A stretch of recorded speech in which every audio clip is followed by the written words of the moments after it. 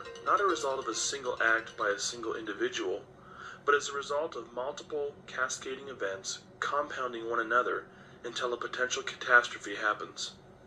Dr. Lucien Leap, a former Harvard surgeon, conducted a study on the incidence of medication errors in hospitals across the country. From the study results, he and his colleagues estimated that 1 million preventable injuries and 120,000 preventable deaths took place in the nation's hospitals in a single year.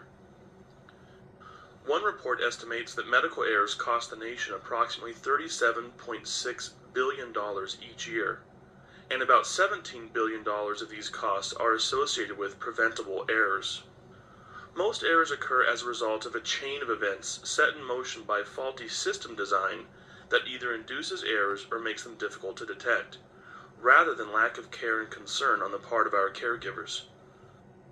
As a care provider or medication aid, your focus on following the details of your community's system can help to prevent medication errors.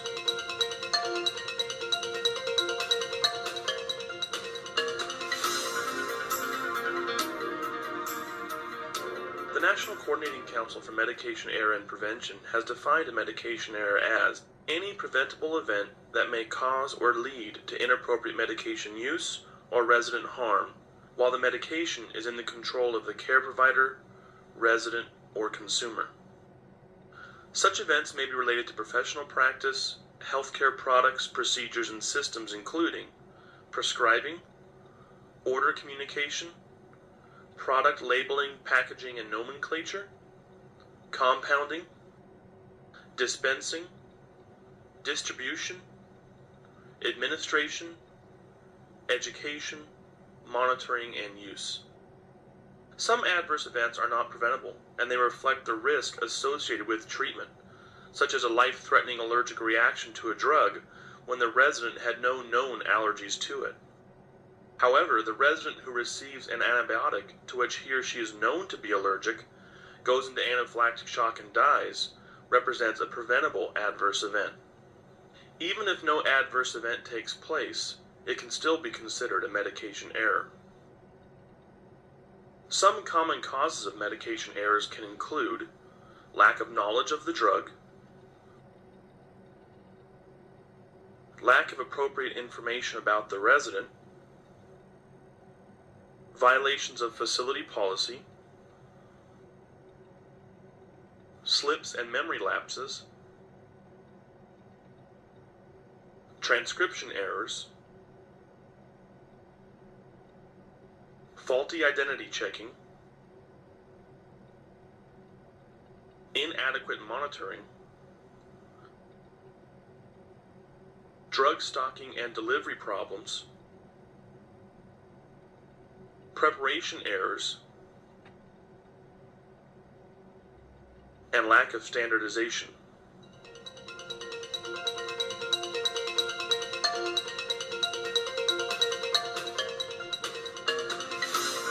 One of the most important fundamentals in preventing medication errors are the 6 rights.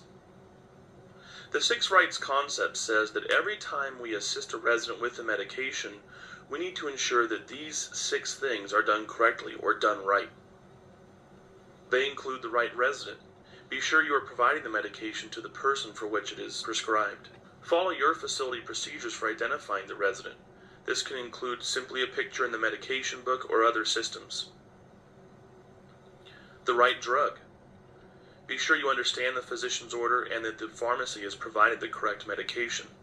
If there is any confusion related to brand names and generic names, use your drug references or speak to the pharmacist. The right dose. A study by the Massachusetts College of Pharmacy and Allied Health Sciences found that 88% of medication errors involve the wrong drug or the wrong dose. The right time. Follow the physician's orders regarding the timing of the medication. Some medications are simply given once a day, whereas other medications such as antibiotics may be given every 8 hours or every 6 hours. The right route.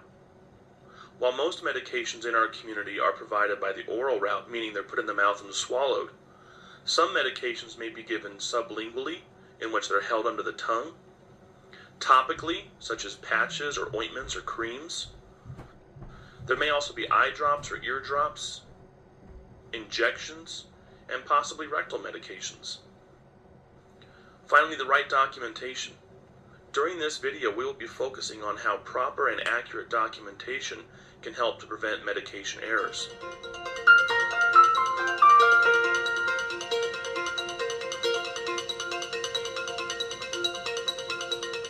If a medication error occurs, it must be reported immediately.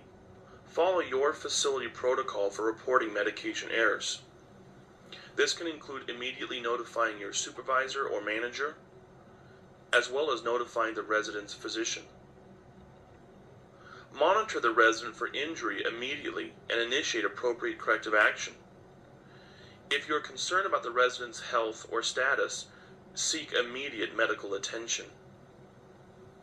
Once the safety of the resident has been ensured and the physician has been contacted, follow any orders or instructions the physician provides. This may include seeking medical help, adjusting future doses of medications, or simply monitoring the resident. Work with your supervisor to ensure a good investigation takes place. How did that error happen? What led to it? And what can we do to prevent it in the future? Also, follow your facility protocol regarding incident reporting. It may be necessary to report this medication error to your state licensing agency.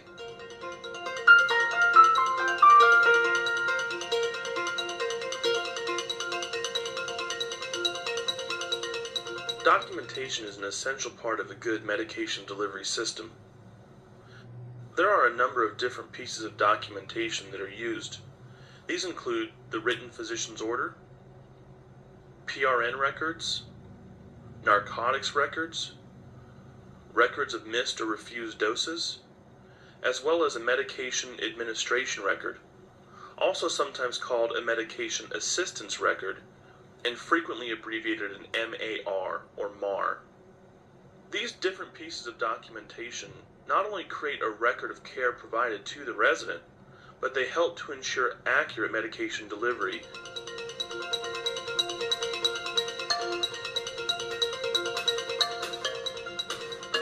Let's talk more about the MAR. The Medication Administration or Assistance Record is a tool that allows us to document each time a dose of medication is given. On the MAR, we will find a list of all of that resident's current medications, as well as spaces for us to sign off or initial when the medication is given to the resident. The MAR is created based on current physician's orders. It's essential that we keep the MAR up to date. If a dose is changed, a medication is changed, or a new medication added, the MAR needs to be updated. The typical MAR is a monthly record in which a new MAR will be created each month for that resident. In some communities, you may be lucky to have your pharmacy creating the MAR for you, and each month they will send you a new MAR with all of the resident's medications already listed on it. In other communities, we create the MAR in-house. This may be done by hand, using blank forms, or it may be done on a computer. Whichever system you use, again, it's important that that MAR be accurate and up to date. So how do we use a MAR? Let's start by looking at the different sections of the form itself. The actual form may vary somewhat from one community to another, but most of them contain these basic pieces of information. At the top of the form, you'll find a section for the current month and year. As we look down the form, the next section you'll see is for the listing of the medication. Here you'll find the medication name, the dose, and the instructions. Some MARs also include a space to indicate the start and stop date of the medication.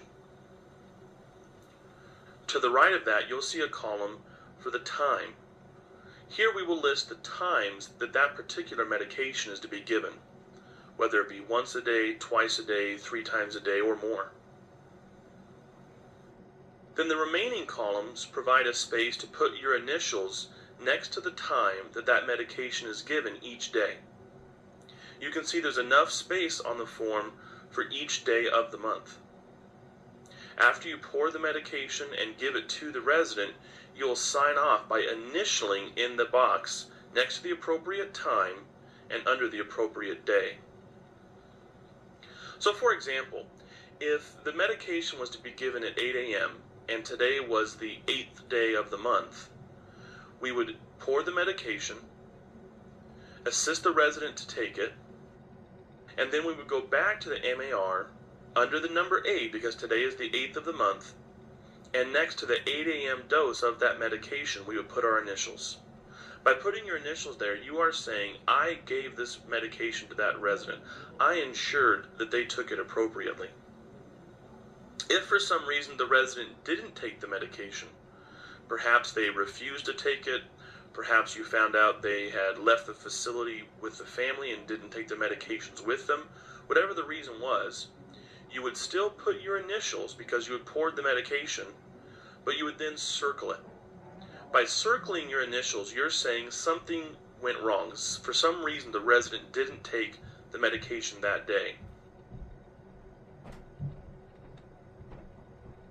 You would then turn to the back of the MAR, or whatever piece of documentation your facility uses, and indicate what happened. You would give the date, time, medication, and dose, and you would give a reason that the dose was omitted or not given. You additionally want to document that the missed dose or omitted dose was reported. It was reported to the physician, to your supervisor, and what instructions the physician gave.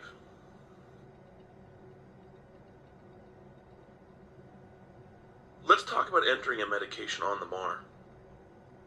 As we discussed earlier, on the typical MAR, there is a column running down the left-hand side of the form where you will list each medication the resident is taking. Whether you are creating a MAR at the beginning of the month or adding a new medication or medication change partway through the month, it is in this column that you'll want to list the medication, the dose, and the instructions for use according to the physician's order.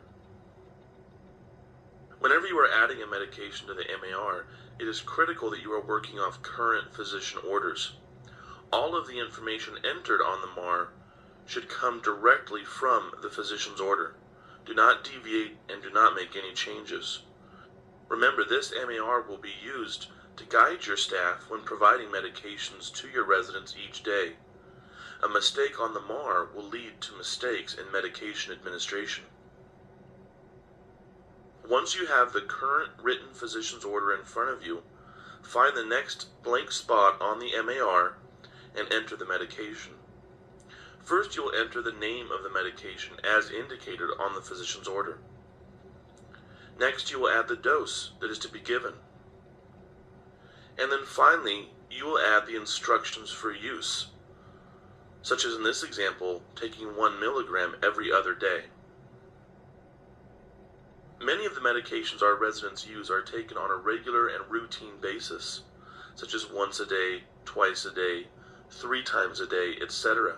However, in some cases, residents may be taking a medication that requires a more challenging administration schedule, such as in this example of taking the medication every other day. Whenever that is the case, it's important that you properly indicate on the MAR how the medication is to be given. Typically, when a medication is given every other day, we will cross out the boxes on the days in which the medication is to be skipped, leaving only room for persons to initial on the every other day schedule.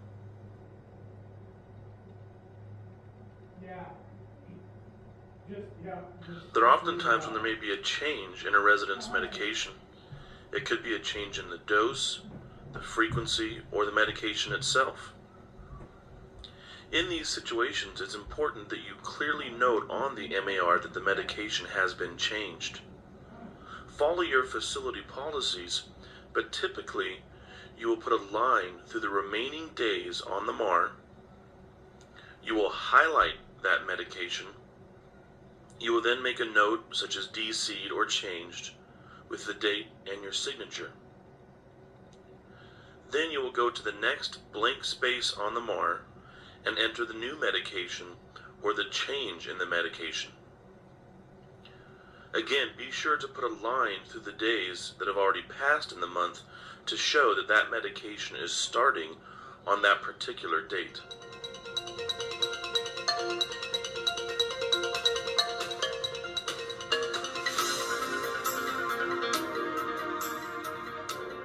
Using the MER can at times feel tedious, but rest assured that your accurate and thorough use of your documentation tools not only provides an accurate record of resident care, but more importantly, helps to prevent medication errors.